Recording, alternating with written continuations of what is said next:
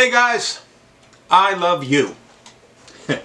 This is something I've been wanting to address to you ever since my Thanksgiving video last week, which was the day before Thanksgiving. I cringe usually when I hear people say I love you, especially if they don't know me. Usually you hear it, somebody like me has an audience. Somebody has a big audience usually, like at concerts. Oh, I love you, my adoring fans. I love you, thank you. But now don't get me wrong here. I'm not saying you're wrong by saying this. I'm just asking you to spend some time thinking about this. Because I can tell you that I love warm pizza. I love cold pizza. I love Pinot Grigio.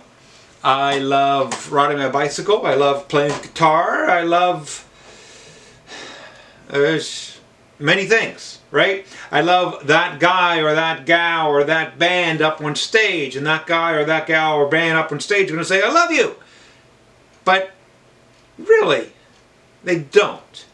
And really, I don't. Because at the same maybe not in the same breath, although sometimes true, but in the same tone of voice, with the same intention, I'll say I love you to my wife, to my son, to my mother, to my brother.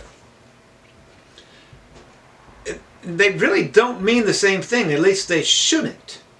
Just the same way when you say, I hate you, or I hate that. I hate waking up in the morning and not having my cold cup of coffee, because I love my cold cup of coffee. What we're in love with is the way that these sensations, these events, these scenarios, these circumstances, we love it the way they make us feel. We feel empowered. When we feel empowered, when we feel confident, when we feel optimistic and hopeful, yeah, that's something that we can get behind. That's something that we love. On the other hand, when we feel disempowered, when we feel that we're the object of stress, when we are the object of outside pressures stressing us, and internal pressure, we hate that. These are emotions that we hate. These are states of soul that we hate. And I can understand that. I do understand. I understand the feelings, loving or hating the feelings, and where it puts us in a spiritual state and in a mindful and emotional state. But love is a commitment. Love is an action. Love is a verb, just like hate is. So when I say that I love my wife, I'm committed. That's going to be for eternity. Until when this body wears out, and then beyond that. Same with my son. And whereas I love feeling good and feeling confident and feeling optimistic, well, these can come and go. These feelings can be fleeting. But this is where I want to be. This is the end goal of every single day. So yeah, I can love that. I do love that. But when I'm there or not, that's not something that I love.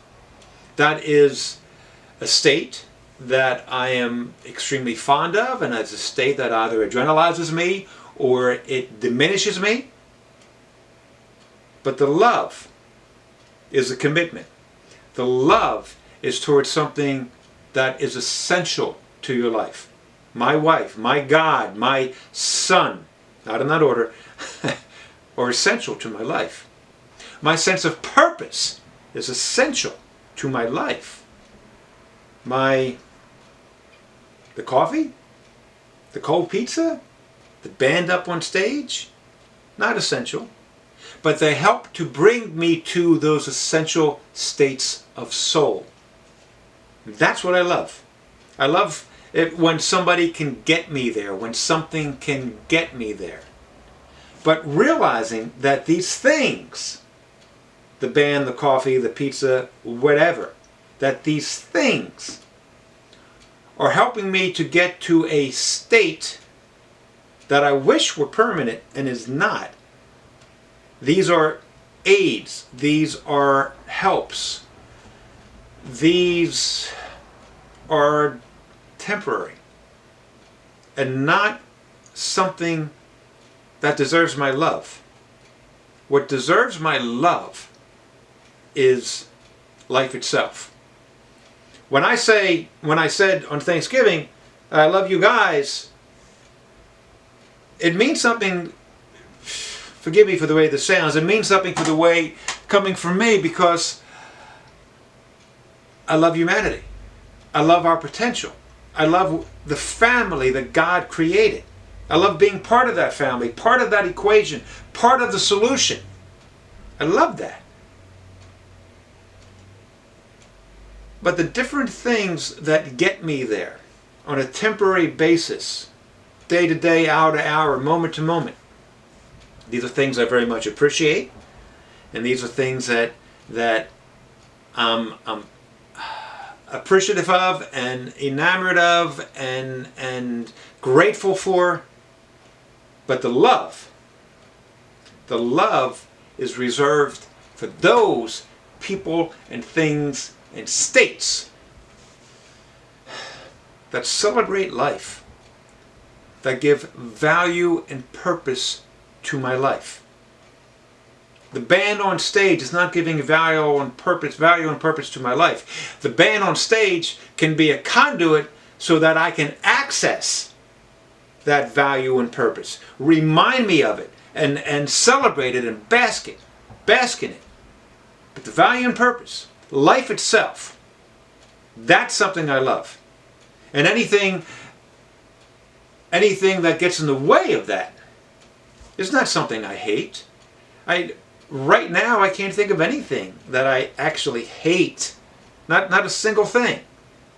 There are things that frustrate me and things that cause me consternation, but no hatred, because I feel love. I feel love for the potential. I feel love for life. I feel love for the God, the spark of the divine that granted me the ability and the opportunity to say this to you.